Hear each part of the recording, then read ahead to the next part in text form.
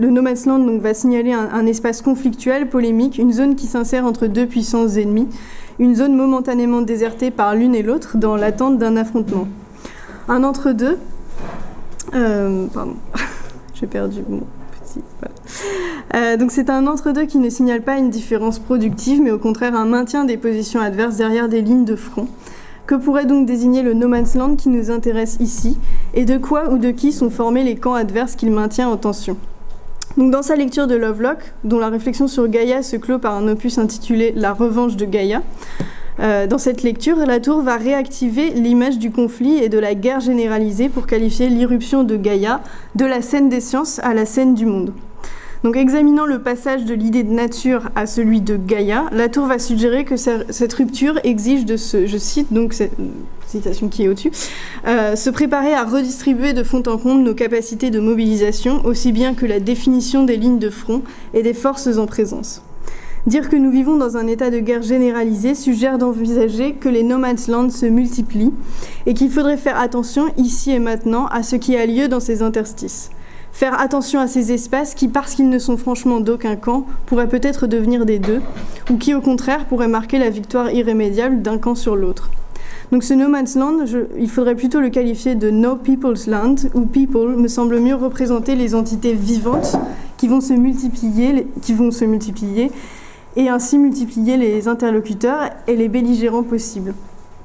Alors plutôt qu'à l'espace laissé vide entre deux collectifs humains, je proposerais de nous intéresser à un No People's Land qui rejoue la confrontation d'une culture technique à la nécessité de l'irruption des vivants non humains.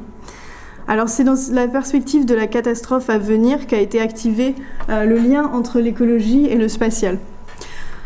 Donc, intervenant après la publication de Silent Spring et du rapport Meadows, que Marion a évoqué tout à l'heure, The Limit to Growth, les premiers jardins spatiaux sont marqués donc par une perspective temporelle particulière qu'une autrice comme Maria Puig de la Bella Casa va nommer Futurity et qui indique un temps linéaire qui fuit vers l'avenir, qui est arrimé à l'idée de progrès et qui va privilégier donc le technological fix.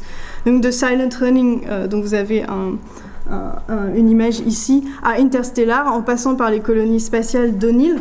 Alors, ça c'est l'image de la capsule, mais pour ce qui est des colonies spatiales, il y a eu toute une histoire de cette idée de colonie spatiale autour de Gerard O'Neill et de Stewart Brand. Donc, je vous montre des illustrations de ce qu'était ce jardin spatial comme solution à la crise écologique terrestre.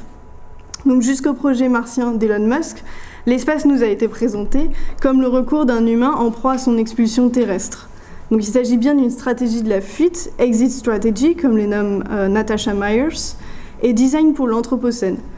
Donc la Terre entière, dans ces scénarios, devient un no man's land, et donc il s'agit tout bonnement de la fuir et de résoudre nos problèmes par plus d'exploitation, mais à un niveau cosmique.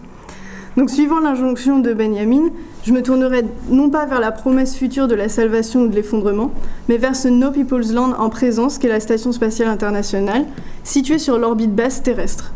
Donc je noterai qu'il s'agit là encore d'une lisière, d'une frontière locale entre deux mondes, l'un terrestre et vivant et l'autre absolument non vivant, frontière entre Gaïa et le vide spatial, mais que c'est bien aux exclusions réciproques entre vivants non humains et humains suggérés par cette habitation hors sol, et à la manière dont le jardin spatial pourrait y remédier que je m'intéresserai.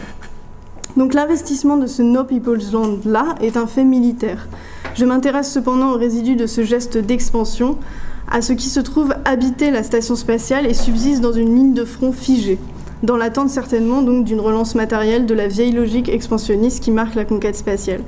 Et je m'intéresse aussi aux alliances avec les autres qu'humains, dans lesquelles astronautes et scientifiques se trouvent impliqués. J'avance juste. Voilà, alors.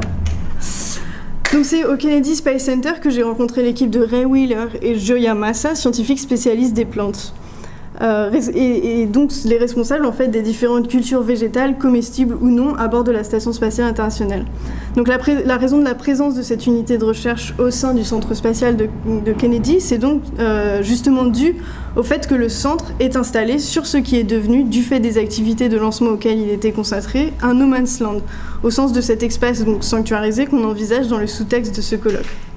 Donc la présence d'écologues et de microbiologistes pour assurer la gestion de cet espace qui s'appelle Merritt Island, et qui est donc un espace protégé, a donné lieu à l'élaboration dans les années 80 des premières stations de recherche sur l'agriculture spatiale sous la forme d'une ferme verticale hydroponique. Donc effectivement, il y a l'idée que le management des espaces naturels, surtout américains, va donner lieu et attirer les mêmes compétences que les écosystèmes dits artificiels. Et comme me l'a expliqué un des microbiologistes de la NASA qui travaillait sur le projet Veggie et qui a travaillé sur les parcs naturels, tout est une question de système. Donc il y a une critique un petit peu qu'on peut faire de la wilderness, c'est cette idée que même la wilderness est d'une certaine manière gérée avec les mêmes méthodes en fait qu'un écosystème artificiel. Ou en tout cas, d'un point de vue scientifique, c'est ce qui se passe. Alors en fait, ces recherches aujourd'hui, elles vont se concentrer autour de Veggie. Donc Veggie, c'est un système de culture ouvert à bord de la Station spatiale internationale où les plantes vont partager les mêmes conditions que les astronautes.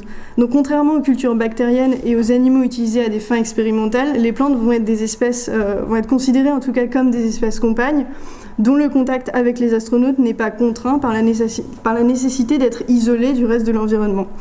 Donc ce sont des êtres vivants dont la contention n'est pas nécessaire, si ce n'est pour leur survie.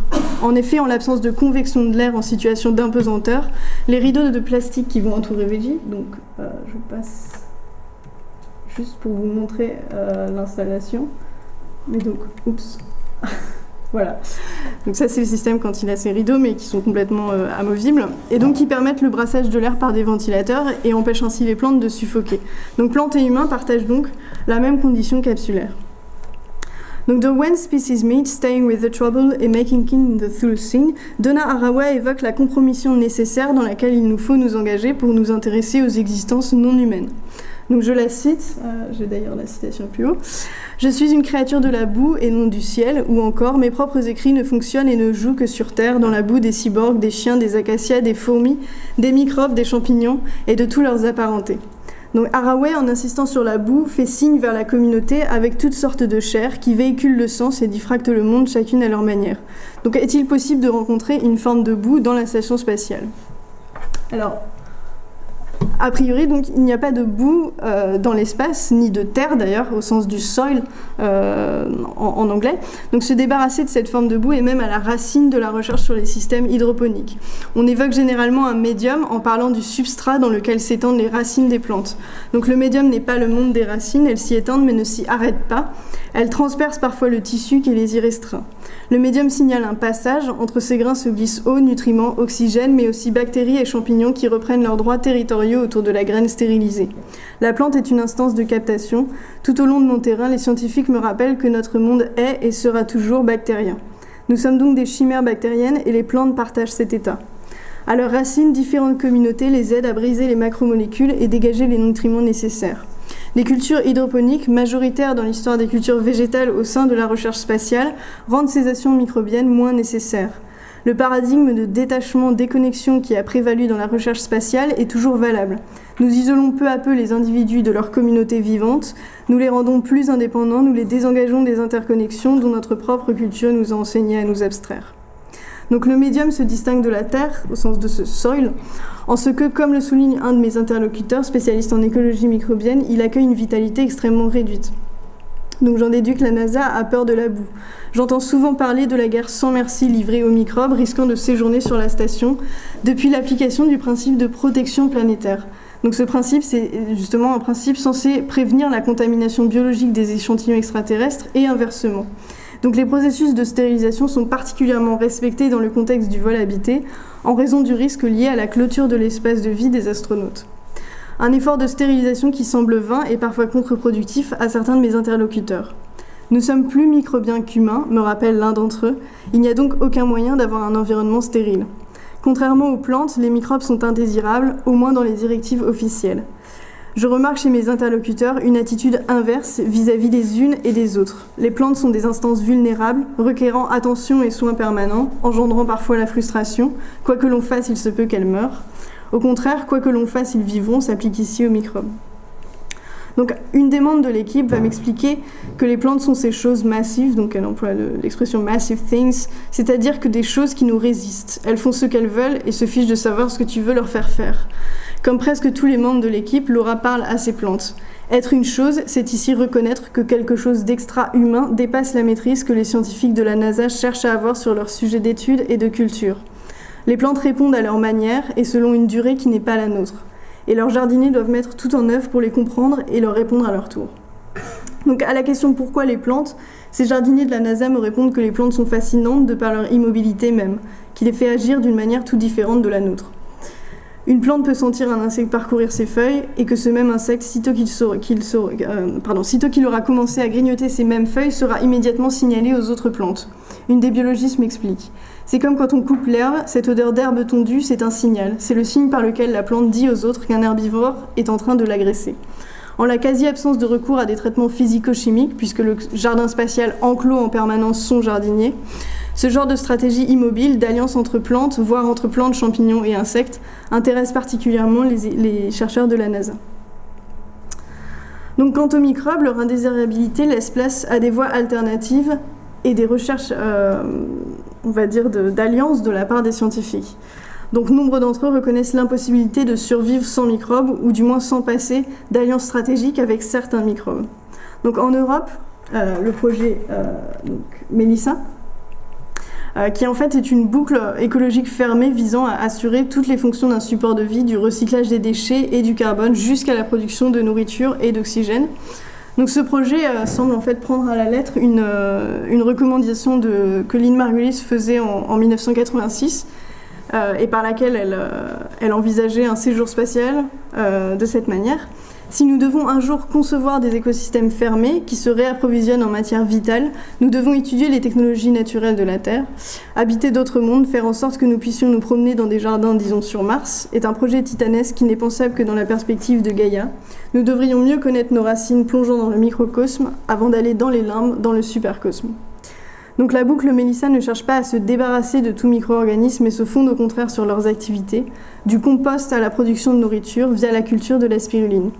L'un des microbiologistes travaillant sur Melissa remet ainsi en cause les expressions d'environnement et d'écosystèmes contrôlés, reconnaissant que le fonctionnement de cet écosystème repose largement sur la libre activité des microbes. Les ingénieurs de Melissa s'interrogent de la même manière sur l'emploi de cultures axéniques, c'est-à-dire des cultures qui ne comprennent qu'un seul type de bactéries, qui pourraient compromettre la stabilité et la durabilité du système. En effet, tandis que les agences spatiales promeuvent l'idée de contrôle et de prédictibilité, les scientifiques admettent souvent l'efficacité propre aux processus biologiques qui demeurent opaques à leur tentative de maîtrise. Donc Gioia Massa de la NASA s'émerveille et défend ainsi la robustesse de la biologie, avec un sens spécifique que je vais détailler plus tard, mais elle s'émerveille devant la biologie face au système en fait, physico-chimique et purement technologique qui assure le fonctionnement de la station. Donc les scientifiques intervenant dans les sciences du vivant, biologie, horticulture, physiologie, microbiologie, rencontrés au cours de mes terrains, démontrent une grande confiance à l'égard de ce qu'ils appellent biologie. Ce qu'ils appellent ainsi n'est pas, je crois, le simple objet de leur discipline, ni les processus déchiffrables à l'œuvre dans le vivant, et qui le distinguent du reste de la matière. La biologie est davantage ici une chose concrète, parfois opaque, sur laquelle ils espèrent fonder des techniques de coexistence et de survie des humains et des plantes dans la capsule. Je retrouve cette même biologie dans la bouche d'une bio-ingénieure qui dirige un laboratoire de microbiologie impliqué dans le projet Melissa. Elle parle ici d'un compartiment de la boucle dédié au compost. C'est un assemblage de communautés que nous ne connaissons pas. D'un autre côté, nous essayons d'en déchiffrer les rôles, les gènes, tous ces détails, mais il y a un niveau de complexité que nous ne connaissons pas et que nous acceptons. C'est une situation bizarre et une attitude de respect. Je trouve que c'est une forme de respect vis-à-vis de la biologie que de dire que nous acceptons ce qu'elle fait. Nous sommes parmi de multiples partenaires. Respect est un mot étrange, mais c'est bien cela. Donc la boue, comprise ainsi comme le sol opaque sur lequel nous nous appuyons pour vivre, est porteuse d'espoir. L'attention portée aux micro-organismes implique l'expérience d'un monde dans lequel la première personne humaine est mise en retrait. Dans le discours de Gioia, cette vitalité microbienne se transmet aux plantes et même aux humains. Microbes et plantes assurent un continuum vital au cœur même de la capsule. Donc ça, ce sont juste des photographies que j'ai prises sur ces terrains. Alors en fait, le partenariat multiple qu'évoquent mes interlocuteurs et que je vois à l'œuvre dans leur conception de l'écologie spatiale trouve une illustration dans le concept de mutualité, décrit par Val Plumwood. La mutualité serait pour Val Plumwood une manière de dépasser la notion d'intersubjectivité, pour mieux qualifier le type de relation que nous entretenons avec les autres qu'humains, Earth Others.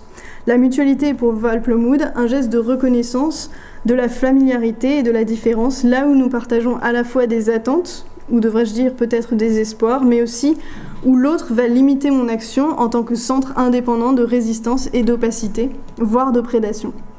Donc la mutualité qui s'établit entre astronautes, plantes et microbes n'est pas sans heurts. Les microbes peuvent devenir des pathogènes et leur vitalité se met en virulence, requérant des plantes et humains le renforcement de leurs liens. Depuis l'allongement de la durée des missions spatiales, plantes et astronautes ont développé des relations relevant bien souvent du compagnonnage. J'avais aussi une vidéo, mais peut-être que je la passerai à la fin, qui est assez intéressante. C'est une des premières vidéos qui a été tournée sur Mir autour du fait que les cosmonautes, donc, puisque les Américains ne sont pas censés avoir déjà cultivé des plantes comestibles sur la station, mais où des cosmonautes donc, vont filmer leur première récolte de salade et manger, etc. Et la manière dont tout ça est filmé est assez amusante.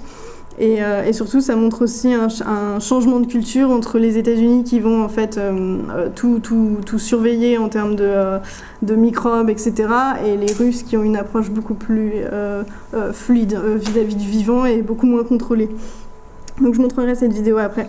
Mais l'un des exemples les plus frappants de ce désir de s'en-végétaliser est le journal établi par Don Pettit au nom de sa courgette spatiale, donc, puisque le journal s'appelle Diary of a Space Zucchini. Et donc c'est un journal de bord du point de vue de cette petite plante qui va transporter avec lui à titre de bagage personnel. Donc les astronautes ont droit à un bagage personnel qui n'est pas surveillé, qui n'est pas ouvert. Et donc Don Pettit a choisi d'emmener des graines, ce qu'il avait bien sûr absolument pas le droit de faire parce que le vivant est considéré comme un risque.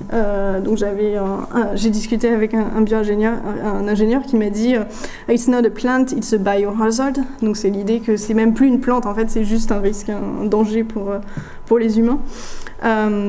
Donc effectivement, pour certains, voilà, c'était une erreur et une folie absolument délirante. Alors bon, voilà, c'est juste une petite fleur de courgette, mais voilà, c'était déjà quelque chose d'imprévisible et d'absolument inacceptable pour certains. Mais donc d'autres vont me dire en fait que c'est justement une des plus belles plantes qu'on ait obtenues à bord de la station spatiale.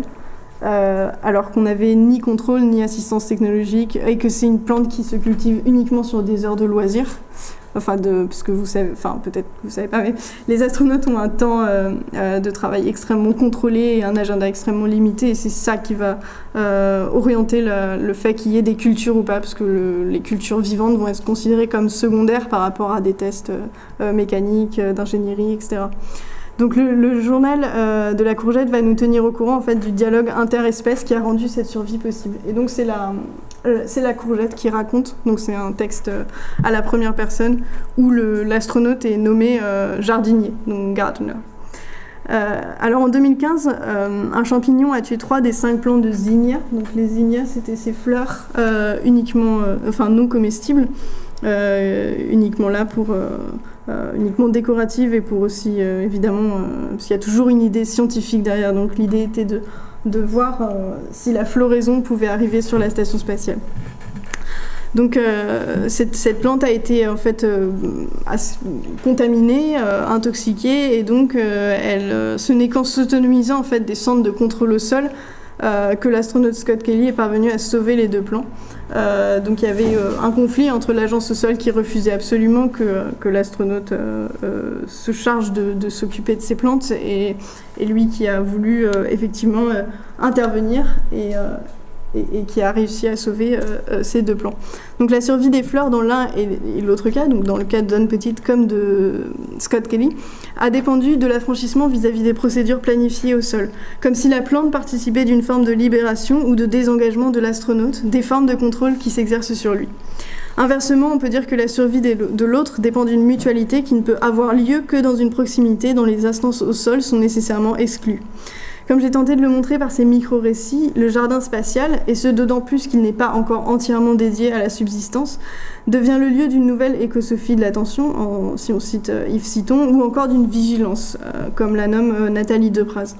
Donc ce que l'un et l'autre désignent ainsi, c'est un régime attentionnel absorbé par autrui dans le présent d'une rencontre. Donc dans la perspective spatiale, comme dans la remarque de Citon, toute survie est conditionnée à cette veille. Et la veille, en ce sens, c'est une mise en suspens de soi et de ses propres nécessités biologiques, littéralement, puisque comme le signale Depraz, veiller, c'est être là quand tout le monde dort. Et donc cette veille et cette mise en suspens de soi intervient pour avoir accès à l'autre, et justement à sa temporalité. Donc dans ce geste, il s'agit bien d'un acte et d'un geste plutôt que d'un acte uniquement mental. Il s'agit non pas d'accroître le contrôle et la prédictibilité, mais bien de déclôturer l'attention. Donc j'emprunte cette expression à Nathalie Depraz, afin de se rendre disponible à ceux qui ne partagent ni les mêmes logiques, ni la même langue. Donc de même, le jardin ne vaut qu'à faire tomber ses propres clôtures et qu'à déborder son jardinier. La perspective de la crise écologique, crise aussi de la reconnaissance de nos liens aux autres vivants, exige que nous puissions penser ensemble extinction et survie, et nous projeter dans notre extinction possible et dans ce qui peut-être survivra. Regarder vers l'espace, comme le suggèrent Valerie Olson et Lisa Messeri dans leur article Unearthing an Epoch, est une manière d'explorer ces questions à condition de sortir de la sphère écotechnique, rationalisante et futuriste de l'installation capsulaire. Parce que, en fait, l'autre aspect de ces recherches, c'est quand même ça, qui est en fait ce qu'on voit se multiplier aujourd'hui sur Terre. Donc ça serait l'erreur, à mon avis, de prendre ce qui se passe dans la station spatiale comme un modèle, toujours dans la perspective de nous sauver de la catastrophe, etc.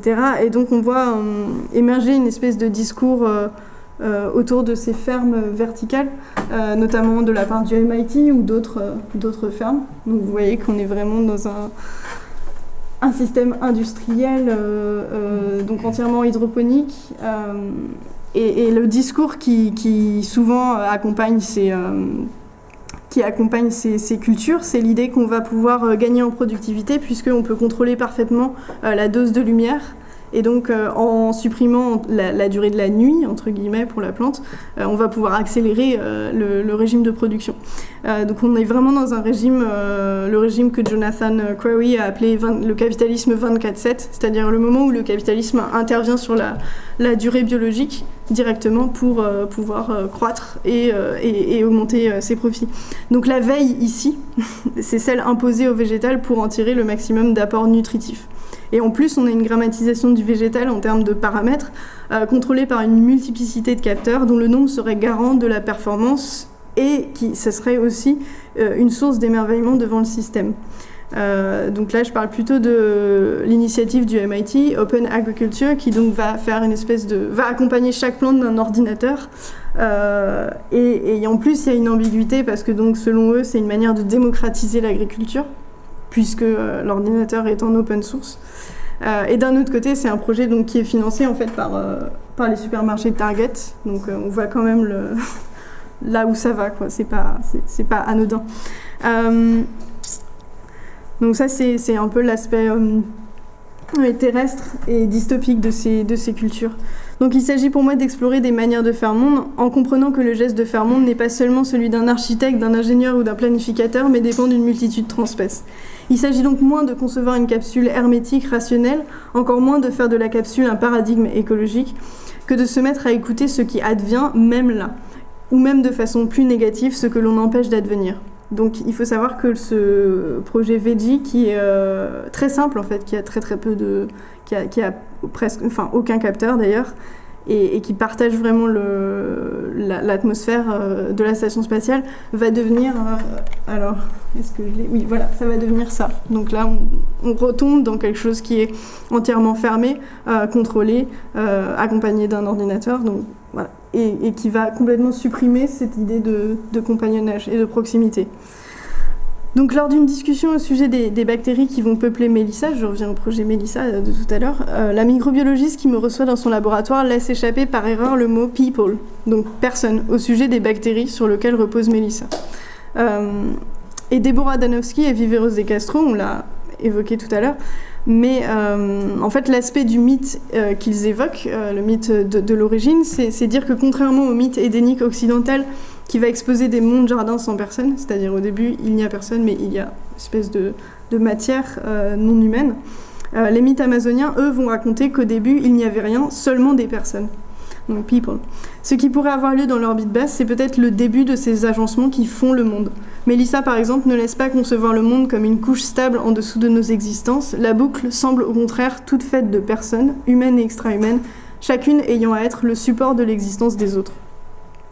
Donc c'est dans ces attachements persistants de l'humain à d'autres créatures de la boue que l'on peut nuancer le discours isolationniste, insulaire, anthropocentriste, traditionnellement attaché à la capsule, pour postuler qu'un monde n'est vivable qu'en étant tissé d'espèces et que si la wilderness, au sens de cette wilderness justement historique, symbolique, romantique, donc si cette wilderness n'existe probablement plus nulle part, l'état sauvage, lui, devrait pouvoir se trouver n'importe où. Donc j'emprunte cette idée à William Cronon. Et donc un tel état sauvage remet tout simplement en question notre droit de vie et de mort sur ce qui se trouve dans le jardin qu'on pourrait dire planétaire. Donc il faudrait imaginer une espèce de jardin sans jardinier ou un jardin où tous les êtres vivants non humains sont eux-mêmes jardiniers. Donc ce jardin requerrait à la fois nos corps et nos intentions pour en prendre soin. Donc le jardin spatial pourrait aussi, sur le désert de la frontière terrestre, nous mener d'une hostilité de l'humain vis-à-vis du non-humain à réenvisager la nécessité de leurs alliances contre nos troubles actuels.